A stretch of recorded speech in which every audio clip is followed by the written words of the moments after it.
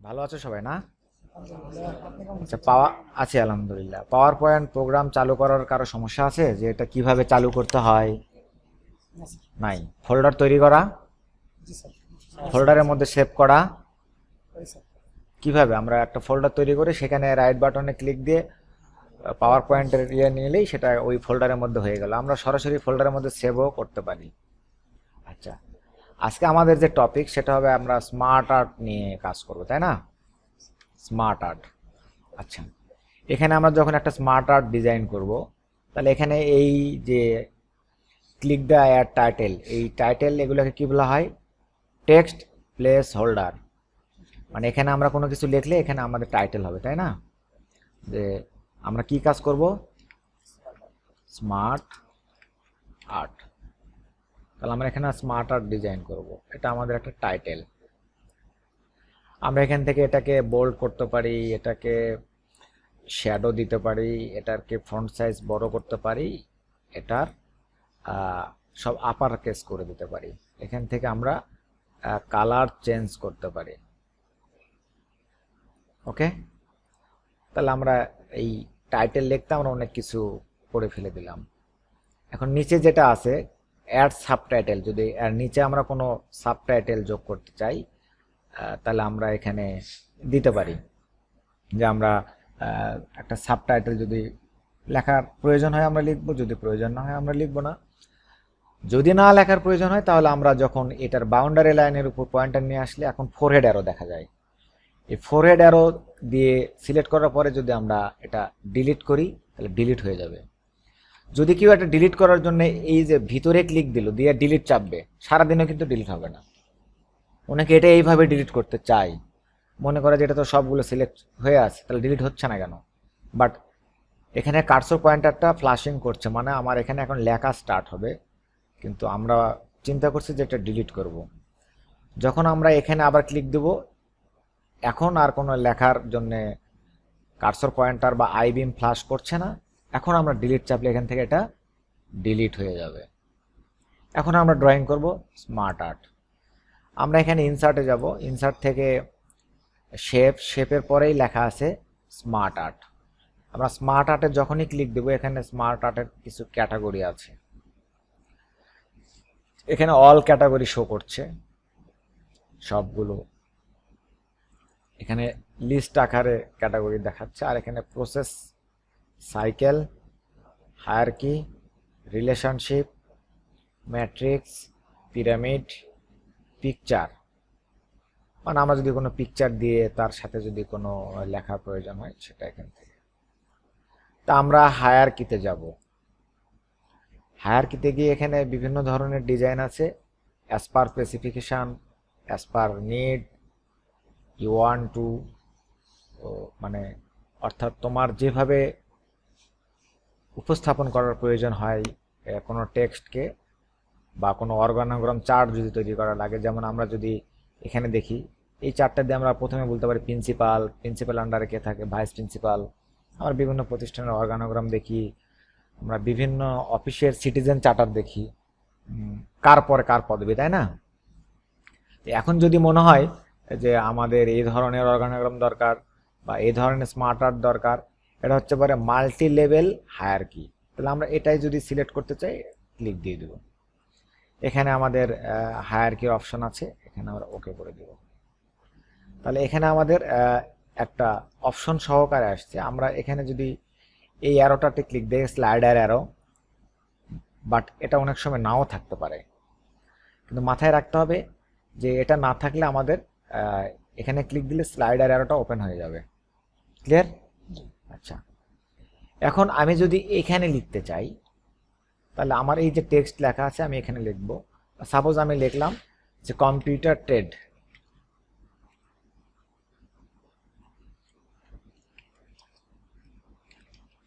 Computer trade লিখলাম।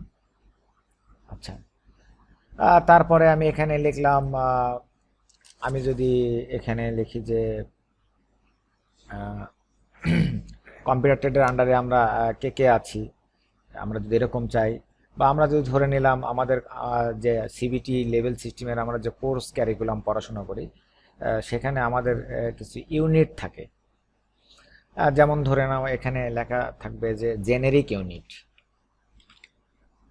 একটা কোর্সকে 3টা ভাগে ভাগ করা হয়েছে, একটা জেনেরিক, একটা সেক্টর স্পেসিফিক, একটা অকুপেশন স্পেসিফিক।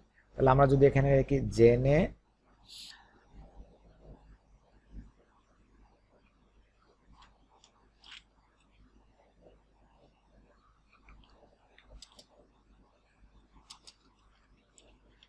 জেনেরিক ইউনিট, এই টেক্সটের ঘরে আমরা লিখে দিলাম সেক্টর স্পেসিফিক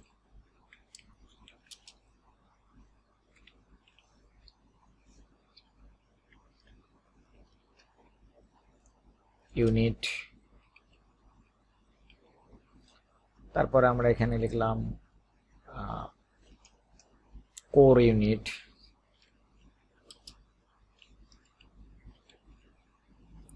তাহলে আমাদের এখানে 3টা হয়ে গেল। আমরা এটাকে সিলেক্ট করে এটাকে আমরা ম্যানেজ করতে পারি বিভিন্নভাবে। আমরা এটাকে এখন আমরা এই যে এখানে পয়েন্টার নিয়ে গেলে এগুলোকে আমরা বড় করতে পারি, এখান থেকে আমরা ছোট করতে পারি, অ্যাডজাস্ট করার জন্য আমাদের যা প্রয়োজন হবে। আমি যদি এখান থেকে স্মার্ট আর্টের হেডিংটাকে আরো ছোট করে দিই, তাহলে এটার ফন্টটাকে আমি একটু ছোট করে দিই, দিলে আমি এটা অনেক উপরে উঠিয়ে দিতে পারছি। আর এটা এদিকে আমি একটু বড় করে দিই। ওকে, এখন আমরা এই যে 3টা ইউনিটে ভাগ করে দিলাম, আমরা এগুলাকে একটু যদি চিন্তা করি যে মুভ করব, যে এটা আরেকটু উপরে থাকবে, এটা আরেকটু নিচে থাকবে, এরকম আমরা ইচ্ছা করলে এটাকে মুভ করতে পারি। এগুলোর সাইজগুলোকে আমরা ছোট করতে পারি, ফিট করতে পারি।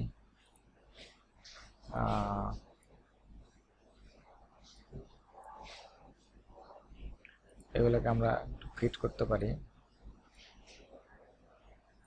মানে এগুলোকে আমরা রিসাইজ করতে পারি আমাদের মতো করে, ঠিক আছে? আচ্ছা, তাহলে এগুলোকে আমরা এটাকেও আমরা ছোট করে দিতে পারি। ওকে, তাহলে কিন্তু আমাদের জায়গা বেশি পাচ্ছি আমরা, তাই না? এটাকে আমরা আরো একটু উপরে নিয়ে নিলাম, এটাকে আমরা আর একটু উপরে নিলাম, এটাকে যদি বলি যে একটু সামনের দিকে যাবে সেটা করতে পারি, মানে এটাকে যদি আরো একটু আমরা নিচে নিয়ে আসতে চাই সেটা পারি। তাহলে এইভাবে আমরা এগুলোকে অ্যারেঞ্জ করব। আমি এগুলো অ্যারেঞ্জ করা দেখালাম। আমাদের ডকুমেন্টের সাইজ অনুসারে আমাদেরকে এগুলোকে ছোট করে নিতে হবে, যতটুকু আমাদের ধরে। এখন আমি যদি বলি যে এখন এগুলার আন্ডারে যে আমার যদি আরো সাব ক্যাটাগরি থাকে, তাহলে আমরা এখানে ক্যাটাগরি কিভাবে দিব? এই যে এখানে যে স্লাইডার মেনু আছে, আমি যদি এর আন্ডারে একটা ক্যাটাগরি আমি যদি দিতে চাই, তাহলে আমি এখানে যাব।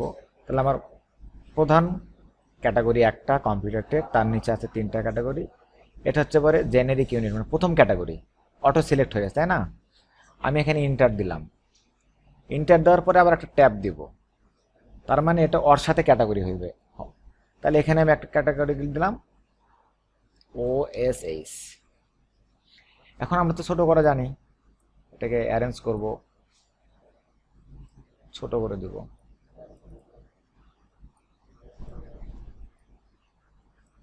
ক্লিয়ার?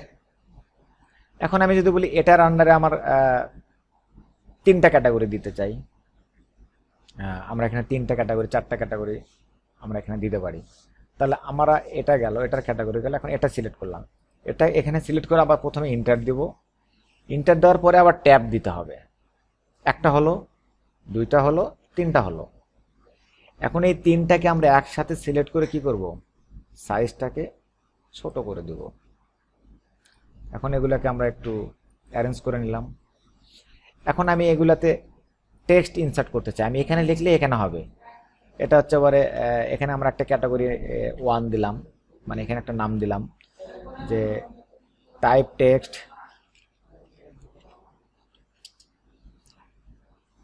টাইপিং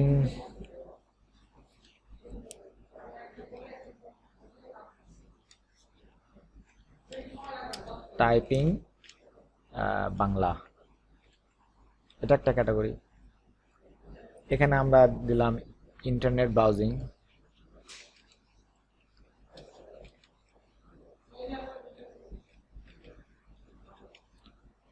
এই ক্যাটাগরিতে নাম দিলাম একটা ইমেইল। তাহলে আমার 3টা ক্যাটাগরি হয়ে গেল। এখন আমি যদি এখানে একটা ক্যাটাগরি দেখি, তাহলে আমরা এখানের ক্যাটাগরিকে যদি আবার একই কেস, এখানে আমি পয়েন্টার রাখবো, ইন্টার দিব, তারপর কি চাপবো, ট্যাব, ক্যাটাগরি তৈরি হলো। কয়টা ক্যাটাগরি লাগবে আমার? আরো 3টা অপশন লাগবে, 3টা। এই 3টাকে আমি একসাথে সিলেক্ট করে একসাথে সাইজকে ছোট করব। ওকে, আমরা এটাকে যদি একটু উপরে নিয়ে যাই, একটু উপরে নিয়ে যেতে পারি, আরো ছোট করলে ছোট করতে পারি। এখন এই ক্যাটাগরি যদি আমরা নাম দিই, কোর ক্যাটাগরিতে আমরা কি নাম দিতে চাই, তাহলে আমরা দিতে চাই যে হচ্ছে পরে মাইক্রোসফট ওয়ার্ড বা এমএস ওয়ার্ড, তারপরে এখানে ক্যাটাগরি দিলাম এক্সেল, এখানে ক্যাটাগরি দিলাম পাওয়ার পয়েন্ট।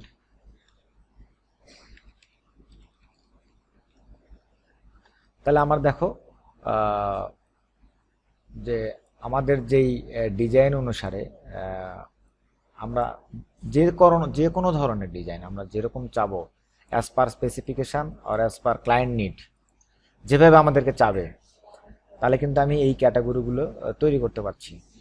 এখানে আমরা সমান করা, এখানে কিন্তু আমরা ড্রাগ করে আমরা এটাকে আমরা মুভমেন্ট করে আমরা কিন্তু এটাকে সুন্দর করতে পারবো যেভাবে চাই। আমি শিফট ধরে একসাথে 3টা ক্লিক করে 3টাকে একসাথে আমি মুভ করতে পারি।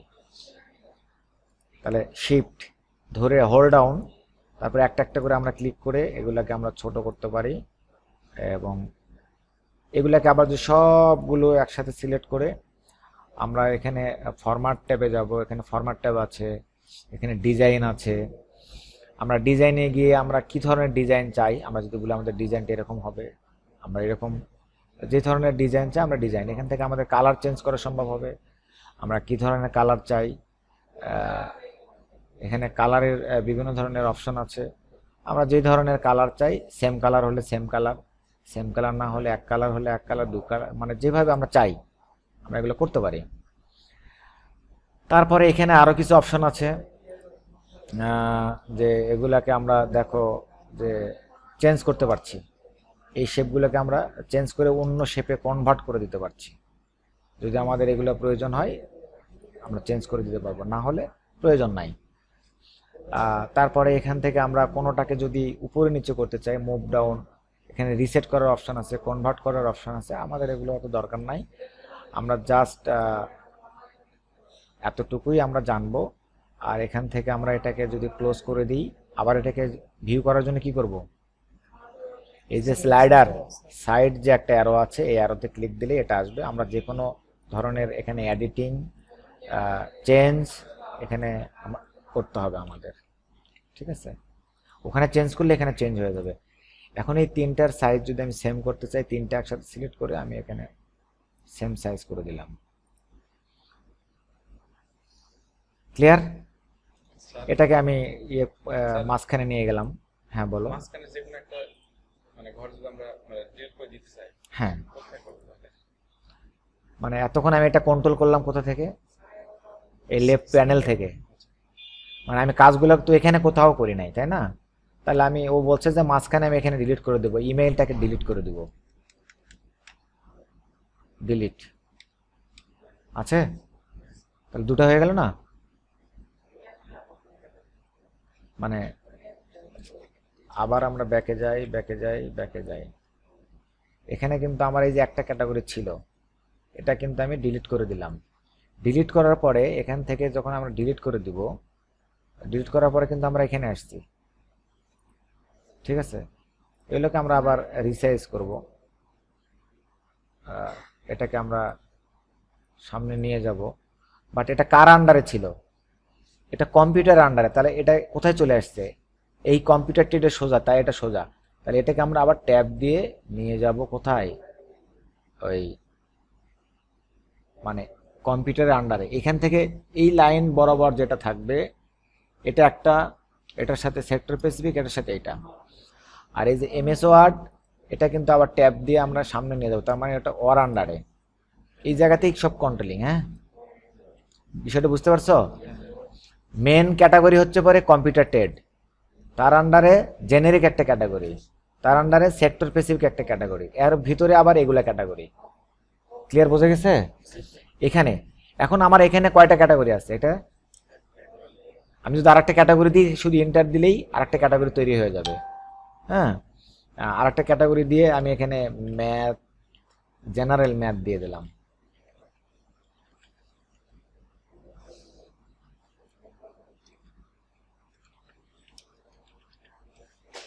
জেনারেল ম্যাথ, তাহলে আমার জেনারেল ম্যাথ একটা ক্যাটাগরি হয়ে গেল, এটাকে আমি ছোট করে দিই, সাথে নিয়ে আসি। তাহলে এটার দুইটা হয়ে গেল এই ইউনিটের। আমরা অ্যাডও করতে পারছি, বাদও দিতে পারছি, কিন্তু এই জায়গায় ঠিক রাখতে হবে সবার প্রথমে কে থাকবে, তারপরে তিনটা, এইটার ভিতরের আবার এগুলো। আমি যদি এর আবার সাব ক্যাটাগরি করি, তাহলে এই ওয়ার্ডের যদি সাব ক্যাটাগরি গেলে, তাহলে ওয়ার্ড থেকে এটাকে ট্যাব দিয়ে আবার বাইরে নিয়ে যেতে হবে, তাহলে ওয়ার্ডের সাথে ক্যাটাগরি হবে। এটা ক্লিয়ার, বুঝাইতে পারছি? এই যে আমি ওখানে চলে গেলাম, এক্সেলটা এখানে চলে গেল, এই এক্সেলটাকে আবার এই সাথে নিয়ে এসে রাখতে হবে, পাওয়ার পয়েন্টটাকে আবার সাথে নিয়ে আসতে হবে, কারণ দেখো এটা কোরের ইউনিটের সাথে আছে, এই জন্য এই জায়গাতে সবসময় খেয়াল রাখবা যাতে এর আন্ডারে এই সোজা থাকে, এর আন্ডারে এই সোজা থাকে, আর মানে এই সেক্টর স্পেসিফিকের আন্ডারে যা থাকবে সেটা একটা ট্যাব পড়ে। ট্যাবই এখানে একটা ফ্যাক্টর, ট্যাব কিটা স্মার্ট অবজেক্টের জন্য বড় ফ্যাক্টর। ক্লিয়ার?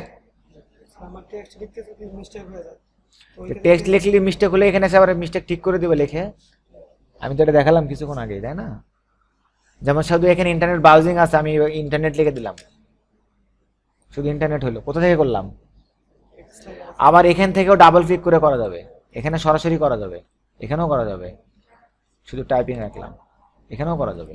এখানে যে করা যাবে না তা কিন্তু না, এখানে সেক্টর স্পেসিফিক ইউনিট বাদ দিয়ে দিলাম, দু জায়গা থেকেই করা যাবে। বাট এটা সিলেক্ট করলে এটা ক্লোজ হয়ে গেলে এখান থেকে আমাদের আসবে। এটা বেশ কয়েকবার করো, প্রথম অবস্থায় দেখো যে একটা প্রবলেম মনে হবে, যখন বেশ কয়েকবার করবো তখন কিন্তু এটা ক্লিয়ার হয়ে যাবে। ঠিক আছে, সবাইকে ধন্যবাদ।